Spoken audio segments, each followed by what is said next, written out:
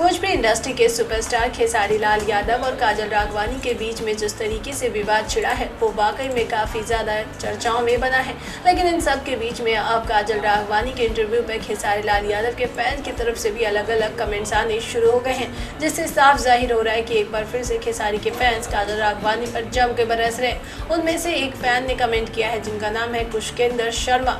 उन्होंने कमेंट किया, अब ना तो प्यार मिलेगा और ना ही आगे बढ़ोगी, भाड़ में जा, अब दोबारा गुजरात जा।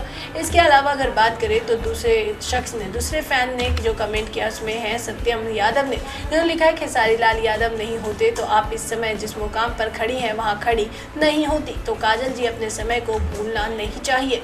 वहीं सिंगर नूर आलम ने कमेंट किया है, खेसारी भैया के छोड़ के तूने बहुत बड़ी गलती कर दी, क्योंकि तुम्हारा पहचान खेसारी भैया के साथ ही रहने वाला और मिलने वाला था। ओवरऑल देखा जाए तो खेसारी लाल यादव के फैंस कहीं न कहीं सभी चीज़ों में यानी पूरे विवाद में काजल को ही दोषी ठहरा रहे।